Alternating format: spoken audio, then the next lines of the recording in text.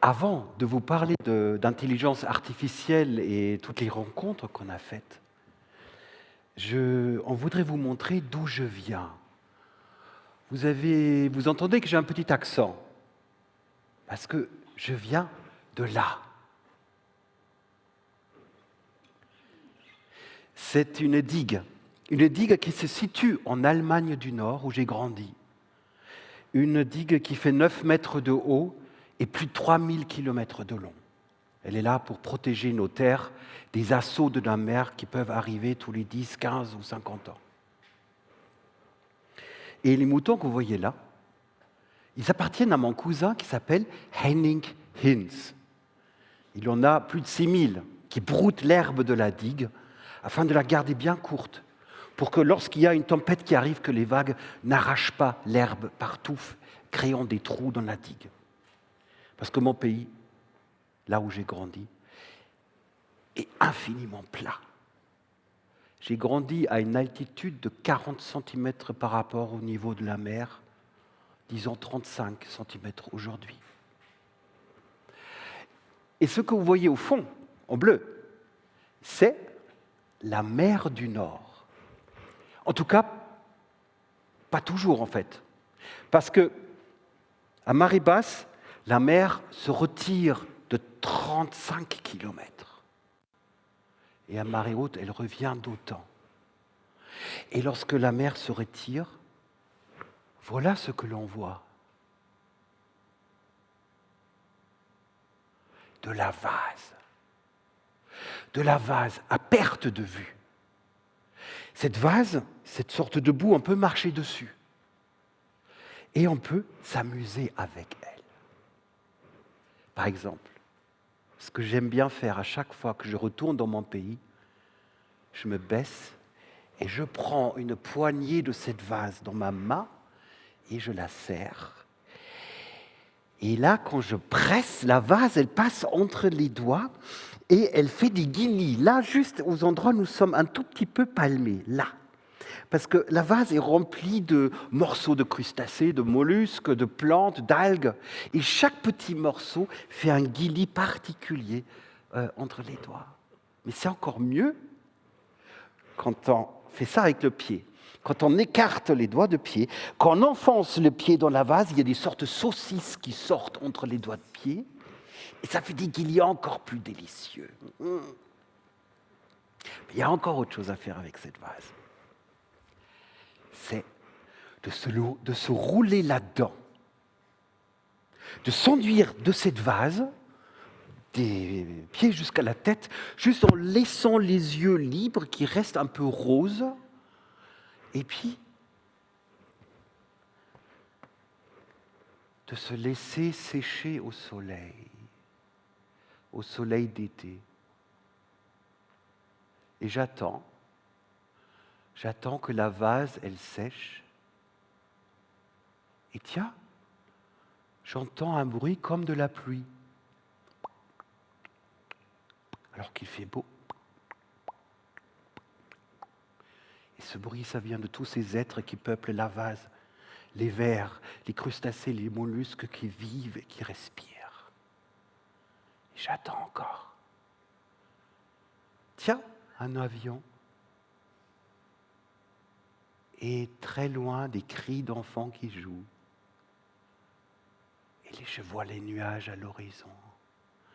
Et à un moment donné, au bout d'un certain temps, je bouge un doigt et ça tire sur les poils. Et quand je bouge les autres doigts et tout le reste de mon corps, ça tire sur tous les poils que j'ai sur mon corps. Et la vase, elle tombe en lambeaux, en plaques au sol. Et après, j'ai la peau qui ressemble à celle d'un éléphant ou d'un rhinocéros. Et mieux encore, après cela, quand je trouve de l'eau quelque part et je me lave, j'ai la peau beaucoup plus douce que les meilleures promesses de chez L'Oréal. Mais il y a encore une autre chose à faire avec cette vase. C'est d'aller loin, de marcher loin, jusqu'au moment où on ne voit même plus la digue, jusqu'au moment où on ne voit même plus les maisons et les arbres qui sont derrière la digue. Et au bout d'un certain temps de marche, quand on est tout seul avec toute cette vie autour de moi, il y a quelque chose qui chante, quelque chose qui me met dans une joie profonde, un sentiment d'être seul, infiniment seul, et d'être avec tout en même temps. C'est ce que cherchent beaucoup de gens quand ils vont dans les déserts ou en haut des montagnes. En allemand, on appelle cet état allein. En anglais, c'est alone, c'est la même racine. All, c'est l'univers en germatique. Ein, c'est un. Être seul, être avec tout en même temps. Il y a encore autre chose à faire avec cette vase. Un jeu que je crois que j'ai inventé moi, que j'ai appelé Schlick-Rutschen. Ça se joue à plusieurs. Plus on est nombreux, mieux c'est. Le jeu consiste à tirer avec le doigt un trait dans la vase, de prendre du recul, et si possible, tout le monde en même temps se met prêt et commence à courir pour se balancer à plat ventre sur la vase pour glisser le plus loin possible. Et moi, j'ai toujours gagné. C'est le seul jeu où j'ai toujours gagné. J'étais mauvais en foot, j'ai jamais appris à attraper une balle, mais le Schlick-Rutschen, j'étais toujours le meilleur. Alors, je vais vous montrer pourquoi. Parce que j'ai capté que pour glisser le plus loin possible dans la vase, il fallait se cabrer le plus possible pour qu'il n'y ait que la pointe du ventre qui touche la vase afin de résister, de présenter le moins de résistance par rapport à la matière sur laquelle on est en train de glisser. Et figurez-vous, je suis encore très fier aujourd'hui de cette invention. Ah oui, le temps est court. Oui, continue. Ça, c'est moi. C'est moi qui vais derrière la maison, derrière la ferme, il y a un champ, tout dégagé. Et souvent, j'allais derrière et je me suis posé tout un tas de questions. Par exemple, pourquoi le ciel il est bleu? Le soleil, c'est fait de quoi? Et j'ai même imaginé si je dis un gros mot à Dieu, au Seigneur, va-t-il me frapper par la foudre? Donc j'ai fait une expérience scientifique qui consistait à dire un gros mot à Dieu. Et j'ai dit, Gott, du bist doof! Gott, du bist doof! Gott, du bist doof! Et puis j'ai attendu.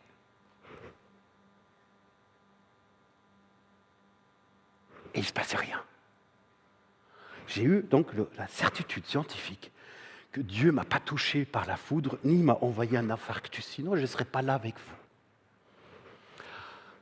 Mais je me suis aussi posé tout un tas d'autres questions, comme par exemple, quand je serai grand, est-ce qu'il existerait une machine qui aurait réponse à toutes les questions? Peut-être que ça sera inventé un jour. Ah, messieurs, dames, vous en êtes le témoin, ça existe. Et j'ai consulté cette machine qui sait tout, enfin qui croit peut-être tout savoir, l'intelligence générative, et je demandais à ChatGPT où est-ce que mon grand frère a caché les grosses boules de chewing-gum qu'il mâchait. Il en sortait tous les soirs une boule comme ça, il a mâché, et après, il ajoutait toujours un morceau de chewing-gum neuf, et puis il l'a caché quelque part. Cette boule devenait énorme avec le temps. Il ne m'a jamais dit où il l'a caché. Alors je demandais à ChatGPT. Et je vous dis sa réponse. Alors, la réponse de ChatGPT. Là, alors la question est, où est-ce que mon frère Jens, né en 1967, a caché sa boule? Là, on est clairement dans une enquête familiale, mais sans indice concret, je ne peux pas localiser une cachette réelle. surtout des décennies après. Et en plus, là, à ce moment-là, ChatGPT m'envoie un smiley. Cela dit, si on raisonne un peu, façon petit polar domestique, un enfant de 7 ans qui accumule des chewing-gums mâchés choisit généralement des endroits précis. Premièrement, des endroits discrets mais accessibles. Il doit pouvoir y retourner facilement.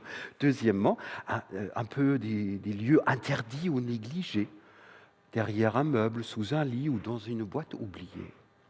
3, avec une dimension un peu rituelle. Toujours le même endroit, presque comme un trésor.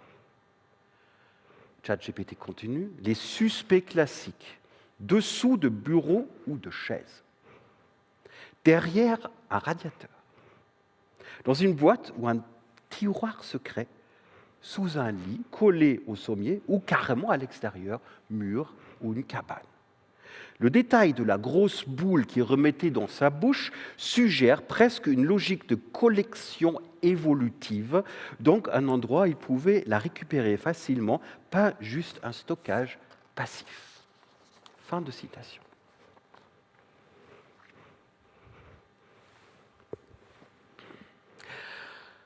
Alors, nous avons eu la chance, grâce au MIAI, Isabelle et moi, de rencontrer des chercheuses et des chercheurs qui travaillent, soit qui créent de l'intelligence artificielle, soit ils travaillent avec. Et nous deux, nous ne sommes pas forcément des experts en informatique et toutes ces terminologies. Voilà ce qui en témoigne.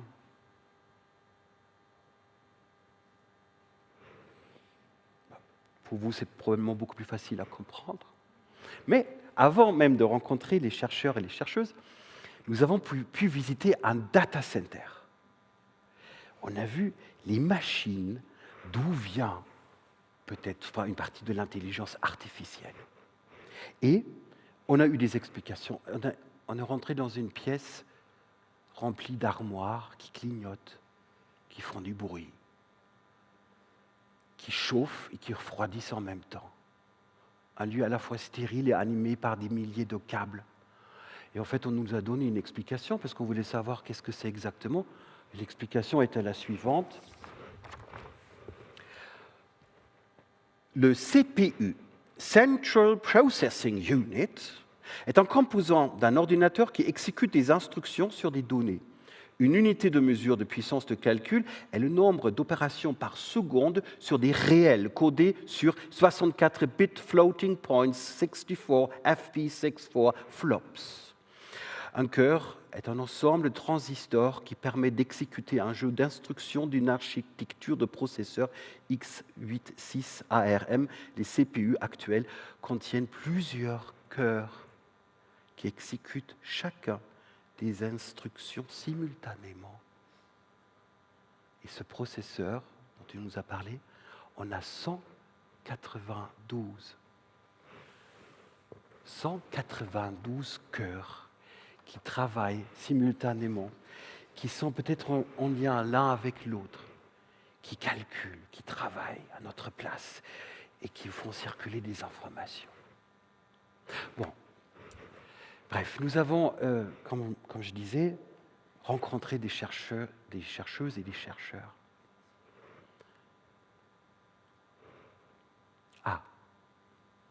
Juste avant de parler de ça, il y en a qui rient. En fait, le MIAI lui-même a peut-être été victime d'une hallucination générée par une intelligence artificielle. Parce que, bien sûr, on a visité la page Internet du MIAI. Et là où il y a les appels à projets, on peut y lire « Appel à candidature pour des chaises industrielles ». Qu'est-ce que c'est que ce truc? Je me suis dit, mais peut-être, est-ce que c'est un appel pour que des chercheurs fabriquent des chaises en nombre infiniment grand, autant de chaises qu'il y a de grains de sable dans la vase de l'Allemagne du Nord? Ou est-ce que c'était vous? Ou est-ce que c'est un appel pour des chaises qui doivent télécharger l'appel à projet, le lire, le dépioter, y répondre, recevoir une certaine somme d'argent pour s'auto-répliquer elles-mêmes afin de devenir aussi nombreuses que tous les grains de sable qui sont dans la vase de l'Allemagne du Nord. Bon, en fait, la réponse c'était tout simplement que la page à partir de laquelle cela a été traduit, c'est « Call for Industrial Chairs MII Cluster ». Et l'intelligence artificielle ne savait pas quoi faire de ce mot « chair », parce qu'en français, chair, parce qu'en français, ça veut dire chaise et à la fois chair. D'où donc le... Mais en fait, on a vérifié, ça a été réparé. Donc comme ça, personne ne se fait gronder. Bref, on revient aux chercheurs, aux rencontres que nous avons faites, et qui étaient très touchantes, puisque ces personnes, les 10 en tout, ont passé 1 heure avec nous pour raconter ce qui les anime. C'est quoi le cœur de leur travail? Par exemple, on a rencontré une chercheuse, un chercheur, pardon, qui est d'ailleurs là, dont le travail consiste à chercher des anomalies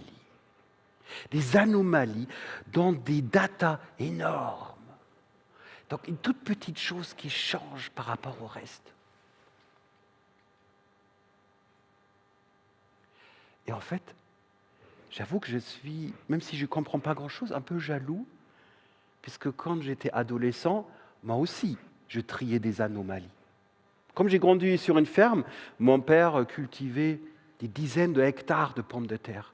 Donc on avait la grande machine qui arrachait les pommes de terre, les amenait sur un tapis roulant, et moi et ma mère, ainsi que les personnes qui travaillaient avec nous, devaient trier les pommes de terre pour enlever celles qui étaient coupées en deux, pour enlever les mottes de terre, ou autre chose qui n'allait pas rester sur la machine. Et je me rappelle une des plus belles anomalies que j'ai pu récupérer.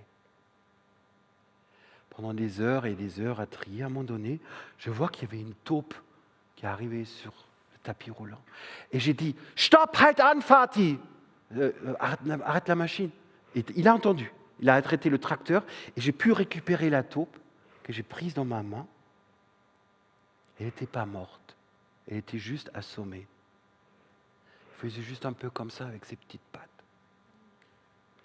Et puis, j'ai pu prendre la taupe, descendre de la machine et la poser à l'endroit où la machine était déjà passée pour pas que lui arrive le même malheur.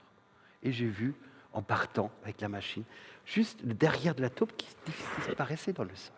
Bon, en tout cas, moi aussi, j'ai trié et détecté des anomalies.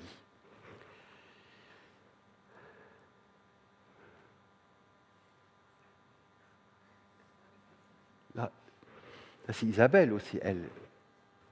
On a eu des brins de poésie, des phrases comme ça qui nous ont marqués et qu'Isabelle a mis en dessin.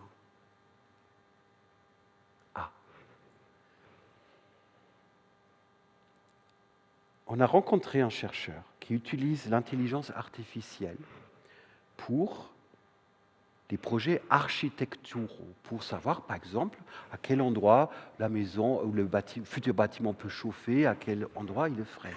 Et en fait, on a parlé plein de choses. Et en fait, ce chercheur nous a présenté un outil extrêmement simple et efficace qui a été inventé au XIIIe siècle par un certain Villard de Honnecourt. Et je vais vous le montrer, parce que j'en ai un.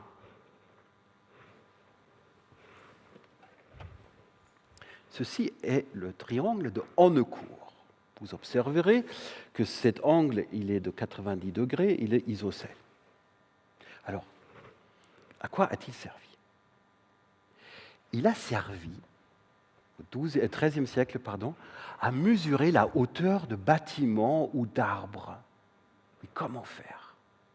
On ne peut pas grimper là-haut, laisser tomber une ficelle, c'est trop dangereux, grimper sur un arbre, on peut tomber. Non, on prend cet astucieux instrument. Il faut juste le poser. Voilà, faire comme ça. Par terre. Et ensuite, il faut amener son œil à cet endroit-là, donc ça demande une certaine gymnastique, et viser sur ce côté le point le plus haut du bâtiment. et de chercher en fait le moment où ça coïncide.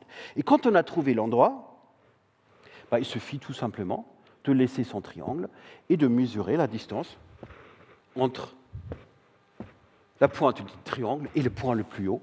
Et cette distance, c'est exactement la hauteur du bâtiment. Tout simple. Moi aussi, j'ai inventé les choses. Quand j'étais petit, en fait, j'ai inventé, je vais vous expliquer. Vous voyez la ferme, le plat pays. Et l'hiver, il y avait des moments où on avait des averses de neige. Le ciel très limpide, bleu. Et on voyait les averses arriver de l'horizon, des heures et des heures avant qu'elles nous viennent dessus. Et moi, j'attendais ce moment-là, l'averse de neige. J'attendais ça avec impatience, parce que la neige nous amenait de la lumière. En Allemagne du Nord, il y a 2 heures moins de soleil l'hiver qu'ici. Et quand il y a de la neige, il y a de la lumière, c'est joyeux. Donc j'attendais, je voulais ces averses de neige. Donc en fait, je fais le tour de la maison, je voyais des averses de neige, mais en fait, je ne savais pas trop si celle-ci allait plutôt dévier ou aller sur nous. Donc je revenais tous les quarts d'heure. Et en fait, ce n'était pas très net. Donc du coup, j'ai inventé un dispositif spécifique qui consiste à planter 2 bâtons à une certaine distance suffisamment longue, par exemple là, et moi, je prends aussi un peu de recul, et quand je voyais une belle averse au loin, je la visais avec les 2 bâtons, et quand je revenais une demi-heure plus tard, je pouvais voir si le nuage avait dévié à droite ou à gauche. Et j'avais plus de certitude, c'était une sorte de modèle de prévision météorologique archaïque. Et j'étais très fier de mon invention, et je l'ai appelé les bâtons Mir de Buchholz, de la fin du XXe siècle. Et je me rappelle une fois, j'avais ces 2 bâtons, il y avait une belle averse au loin, bien grosse et dodue, ce sont des cumulonimbus. Et puis voilà, oui, elle reste. Je reviens, elle reste dans l'axe, et l'averse s'approche, et je reviens une demi-heure après, yeah! En plus, elle est la partie la plus sombre du nuage, avec des petits rideaux de grésil, c'est pour moi! Et du coup, je revenais, et puis à un moment donné, je restais bloqué comme ça pour attendre l'averse qui arrive. Et quand elle arrive sur moi, elle se dissout. Juste quelques flocons. J'étais comme ça toute la journée, toute la semaine. Je n'ai pas eu ma neige. Bon, bref, pourquoi je raconte tout ça? Parce qu'on parle d'outils. Des outils, oui. Le triangle de Honnecourt, les bâtons Mir de Buchholz, ainsi que l'intelligence artificielle, ce ne sont que des outils qu'on utilise pour faciliter une tâche, pour faire des prévisions, pour calculer la hauteur ou voir si une averse vient ou pas. C'est juste un outil, pas plus. Et quelquefois, on a tendance à l'oublier. Et en plus, les outils ne sont pas toujours fiables. Ce qu'on nous a expliqué, l'hallucination de l'intelligence artificielle et l'autophagie de l'intelligence artificielle. Lorsqu'il y a dans l'intelligence artificielle générative, une partie commence à halluciner, les autres intelligences artificielles vont puiser dessus et continuer à colporter la connerie qui a été faite. On a rencontré aussi un laboratoire de recherche. On a trouvé 2 chercheurs, des jeunes hommes, qui travaillent sur des robots sociaux. C'est-à-dire des robots, des vrais robots. Il y en avait 2 de cette taille-là qui ressemblent à des renards, mélange entre Pokémon et renard, et puis un qui est un peu plus grand, qui ressemble un peu à un humanoïde. Et nous ont expliqué qu'ils apprennent à ces robots à avoir à la fois une conversation tout en faisant peut-être la vaisselle ou passer l'aspirateur. Et que cette conversation soit naturelle.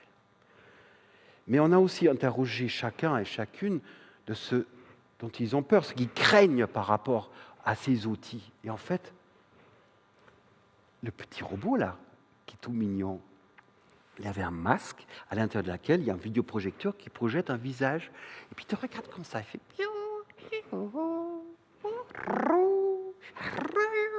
Qu'est-ce que je peux faire pour toi?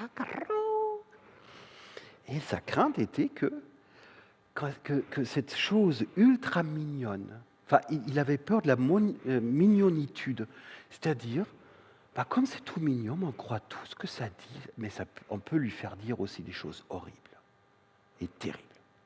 Et c'est de ça dont eux, ils avaient peur.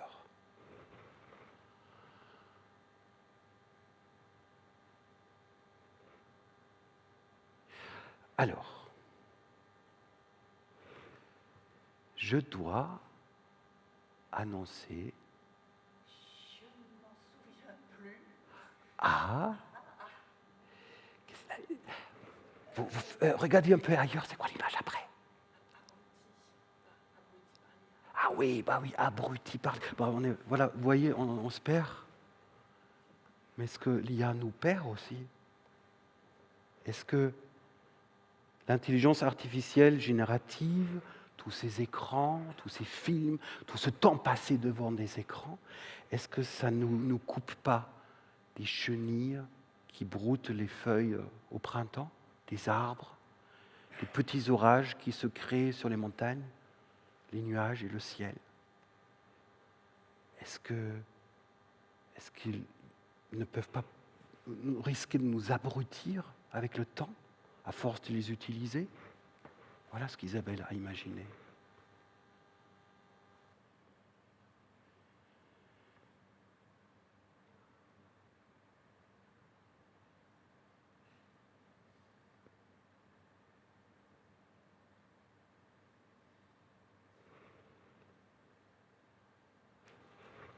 Ah, ça c'est la rencontre avec une jeune chercheuse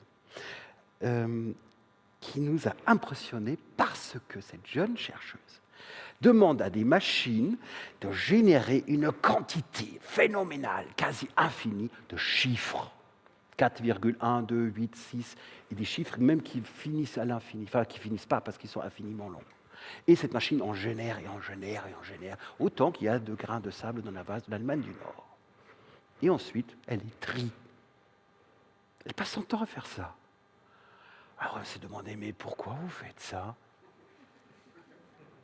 On appelait un peu la jongleuse des X et des Y. Et en fait, elle disait, elle cherche des causalités. Elle cherche pourquoi ce chiffre existe plutôt qu'un autre. Pourquoi le 6,4 suit un 3,2? Et ça, à l'infini, elle cherche une raison d'être de tous ces chiffres qui sont là. Comme si on regardait la moquette, tous les points blancs, comme si, est-ce qu'ils peuvent former un visage, par exemple? Mais je me suis dit, moi aussi, j'ai fait ça. Quand j'étais adolescent, là, dans les années 80, j'avais une radio où il fallait tourner la roue et puis il y avait une espèce de curseur qui montrait les stations qu'on pouvait écouter. Mais quand on tournait jusqu'à un point précis, très à l'extrémité, on entendait la chose suivante. Je tourne.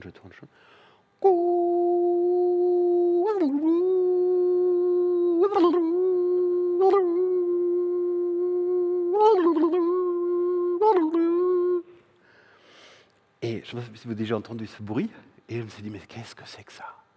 Est-ce que peut-être des extraterrestres ont un message à nous passer? Et si je le découvre, je peux le partager avec le monde. Donc je me suis levé et j'ai compté. J'ai noté en fait, quand ça faisait 4. 4, 1, 5. Jamais plus que 1, enfin jamais moins que 1 et plus que 5. Donc j'ai noté toute une série de chiffres. Et je me suis dit, mais c'est quoi le sens en fait de ça? C'est quoi le message? Donc avec les lettres, j'ai cherché, jamais trouvé. Et j'ai appris beaucoup plus tard la raison d'être de ce bruit. C'est simplement pour séparer la bande radio publique de bandes qui sont réservées, par exemple, aux gendarmes, à la police, aux communications qu'on ne doit pas partager. Et c'est tout. Moi aussi, j'essaie de chercher des causalités. Ah oui. Bon, l'IA, comment dire, pas trop c'est pas tout rose, puisque en fait, vous savez tous et toutes que elle remplace les tâches que nous faisons aujourd'hui. Elle remplace des personnes qui font certains métiers en lien avec des chiffres, des dessinateurs, des comptables. Et un des chercheurs nous disait, ce qu'il craignait, c'est qu'on allait devenir inutile avec le temps. Et que peut-être un jour, la population allait peut-être se relever et dire stop, et manifester contre l'évolution de l'IA qui n'est pas cadrée. Il disait, il allait encore plus loin. Et ça nous a marqué parce qu'il disait, si l'État ne régularise pas l'utilisation de l'intelligence artificielle, c'est l'intelligence artificielle qui elle-même va devenir l'État à la main, le pouvoir à la main de peu de monde.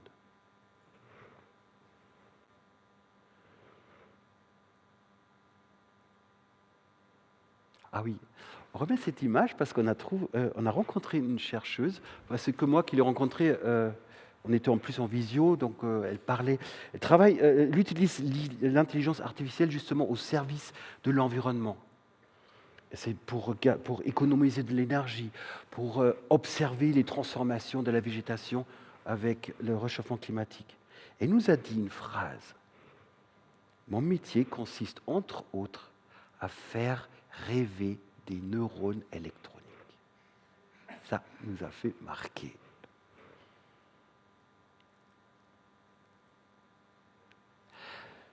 Une autre chercheuse que nous avons rencontrée, elle travaille au CERN.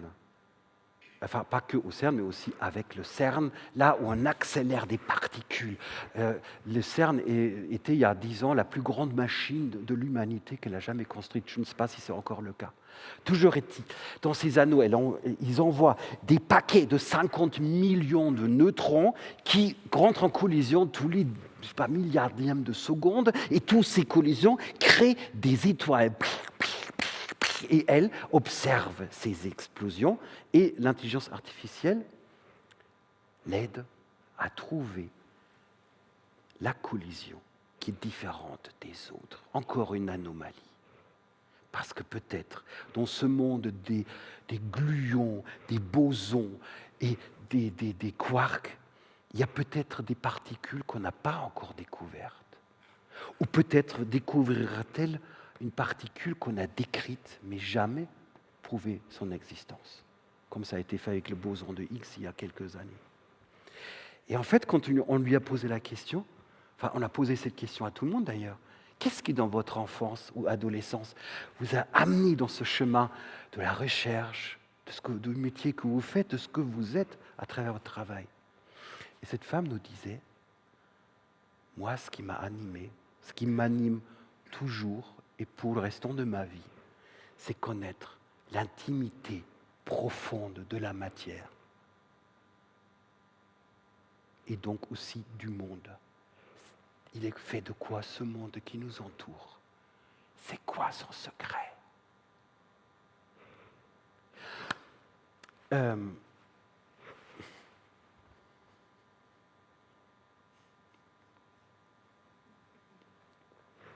Bon, chers messieurs, dames, j'ai beaucoup parlé, je dis beaucoup de choses, j'ai dit énormément de mots.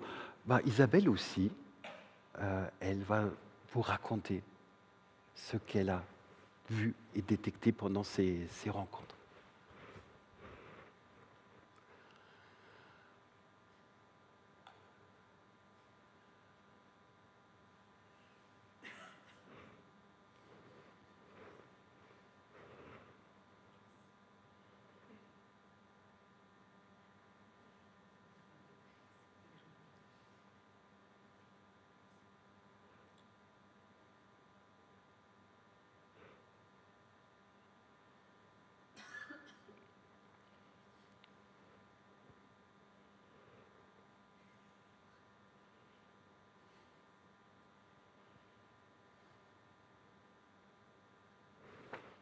Un dindon, en l'occurrence un dindon ardéchois.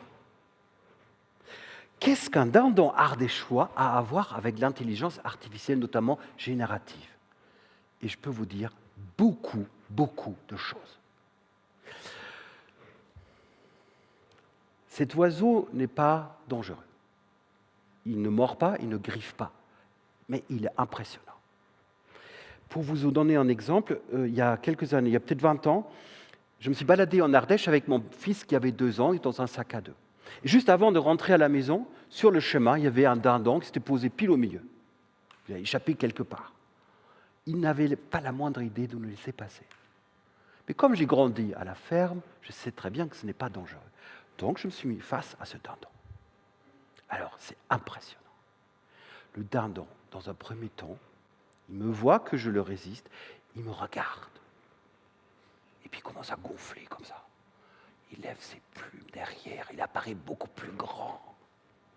Et puis il fait des allers-retours comme ça. Après, il y a ces verrues là qui gonflent, qui sont rouges. Et vous voyez le truc là qui pendouille. Donc ça gonfle aussi. Et puis il s'approche comme ça. Il fait doucement des allers-retours et à un moment donné, il fait. Mais c'est pas tout. Il s'approche encore. Et puis il commence à faire. Et après, il vient près de moi, il tourne autour de moi et paf, il me donne un coup d'aile. Même pas mal. Mais il faut tenir. Hein. Alors c'est quoi pourquoi c'est pas comme l'intelligence artificielle générative? Parce qu'elle aussi est impressionnante. Alors que l'intelligence artificielle générative, elle donne des réponses à tout. Nous sommes tellement impressionnés qu'il arrive qu'on tombe amoureux d'une copine d'intelligence artificielle. Et en fait, ça donne juste des réponses selon la probabilité que tel mot arrive derrière un autre. C'est tout. C'est une machine. Mais elle impressionne. Le dindon n'est pas dangereux. Mais l'intelligence artificielle, l'est-elle?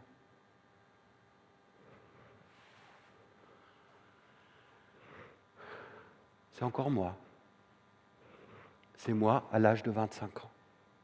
C'est moi dans un rêve que j'ai fait plusieurs fois. Je suis à nouveau à la plage, dans la vase, un jour d'été, mais ce jour-là est étrangement silencieux. Pas un bruit. Et je vois dans le ciel une sorte de ligne blanche étrange, comme une traînée d'avion, sauf avec la différence que cette traînée, elle ondule. Je me demande ce que c'est. Je m'aperçois que cette ligne monte au ciel, tout en s'approchant. Et à un moment donné, je me rends compte qu'il s'agit d'une vague, d'une immense vague d'eau, de plusieurs centaines de mètres de hauteur. Et je suis là pétrifié.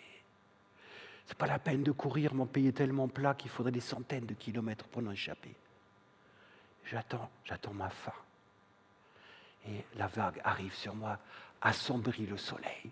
Et d'un seul coup, elle m'attrape, elle me soulève et je suis sous l'eau. Et j'essaye de nager, j'essaye de m'échapper, je m'étouffe et je me noie en même temps. Et je nage et je me bats jusqu'à un moment donné. J'atteins la surface de la vague tout en haut. Je prends de l'air et je vois tout en haut de la vague comme la vague est en train d'avaler les paysages qui sont les miens. Et à un moment donné, je me mets à nager, presque tranquillement. Et j'ai l'impression de voler. Et puis une sensation de joie et d'excitation fait place à la peur. Puis, je me réveille et le rêve s'estompe. Mais là maintenant, je suis face à vous. Et quand je pense, et nous deux d'ailleurs, on partage cette sensation-là, quand on pense aux choses de l'intelligence artificielle, c'est comme le rêve, cette sensation de peur quand la vague arrive sur nous et on ne sait pas quoi faire. Qu'est-ce qu'elle va faire de nous, l'intelligence artificielle? Est-ce qu'on va se perdre? Est-ce que je trouverai encore du travail? Vous savez, pendant des années, j'ai enregistré des audio-guides en allemand. J'adorais ce métier. Raconter des châteaux qui se trouvent dans des pays lointains, en Italie ou en Irlande. Et vous savez, je suis au Panthéon sans être mort. parce que ma voix allemande y est dans les audioguides. Eh bien, ça fait 2 ans qu'on ne m'a pas rappelé. Qu'est-ce que l'IA va faire de nous quand on n'a plus besoin de nous? Qui va nous nourrir quand on ne peut plus travailler parce que c'est les machines qui nous ont remplacés? Et pire encore, est-ce que cette intelligence artificielle ne va pas nous couper au fur et à mesure du monde et nous couper de la vie autour de nous et aussi des autres?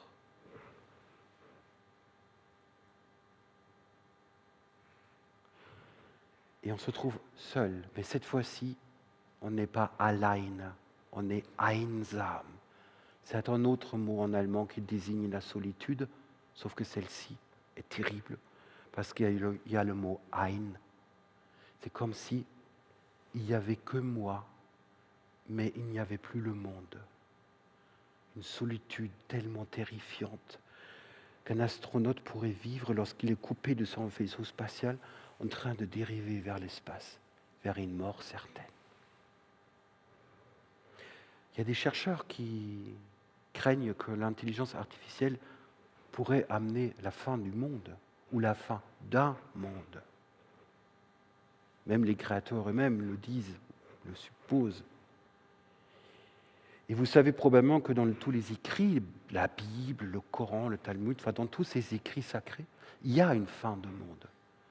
Comme si l'humanité devait toujours avoir une certitude de la fin des temps pour pouvoir vivre. Mais dans tous ces écrits, il y a aussi de l'espoir, des étincelles. Je donne juste un exemple. Martin Luther, c'est celui qui, au XVe siècle, a amené le protestantisme en allemand. On dit qu'il aurait dit « Si je savais que le monde s'arrête demain, j'irais planter un pommier. » Alors, que faire? Qu'est-ce qu'on doit faire ensemble? Je pense qu'il y a de l'espoir, de la lumière dans les chenilles qu'on trouve sur le chemin, les feuilles des arbres, tout ce qui vit, le voir, que c'est dans notre monde, avec nous, en même temps de vivre avec nous. Mais ce qu'il faut aussi, c'est d'aller voir les collégiens, les lycéens, les étudiants, tout le monde, même les enfants, pour parler de l'IA, de ce que c'est. Et pour ne pas rester comme ça devant la vague qui nous arrive, pétrifié par la peur. Il faut dire ce que c'est l'intelligence artificielle. Il faut dire ce que n'est pas l'intelligence artificielle. Et il faut dire ce qu'on peut faire avec et ce qu'on ne peut pas faire avec. Voilà, je pense, c'est là où il y a l'espoir. Et c'est ce que nous avons à faire. Nous, Isabelle, moi, vous, tout le monde. Et juste, pour terminer, nous avons demandé à chacun et chacune que nous avons rencontré de nous donner un mot qui dit leur travail, leur vision et comment ils travaillent avec le MIAI. Et voilà la collection.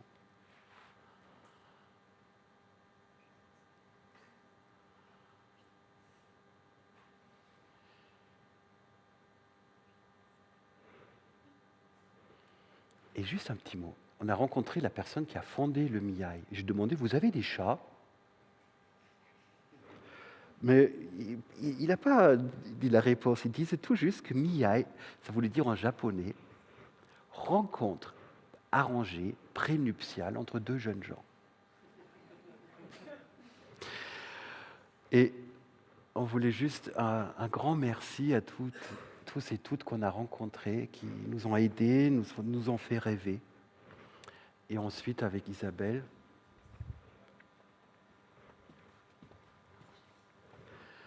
on voulait vous remercier tous et toutes pour votre existence. Merci.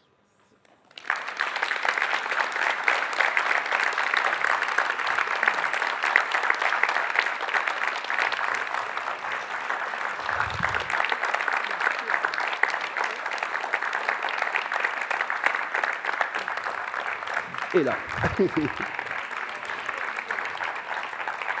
Merci.